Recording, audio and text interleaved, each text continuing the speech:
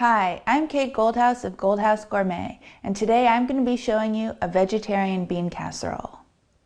This is a North African take on shepherd's pie, and it contains two fantastic sources of plant-based protein, lentils and quinoa. To prepare the recipe, dice 1 large onion and 2 medium carrots. Then mince 6 cloves of garlic.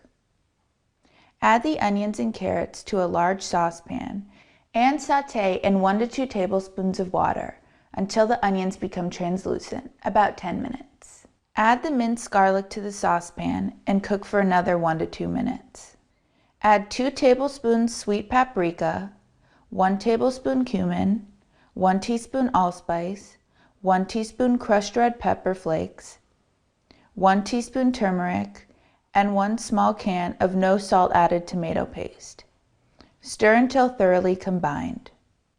Next, add 2 cups of green lentils, 1 cup of dry quinoa, and 6 cups of low-sodium vegetable broth or water. Bring to a boil, then cover and reduce the heat to medium and cook for 45 minutes. To prepare the crust layer, add 2 teaspoons cinnamon to 2 cans of pureed sweet potatoes.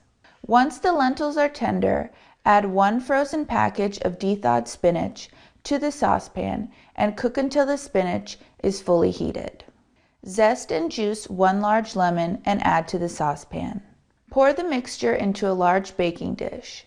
Spread the sweet potatoes evenly over the lentil and quinoa mixture and bake for 30 minutes at 400 degrees. When ready to serve, garnish with half a cup of chopped cilantro. Lentils are not only high in protein, but also fiber, folate, and magnesium, all of which help prevent against heart disease.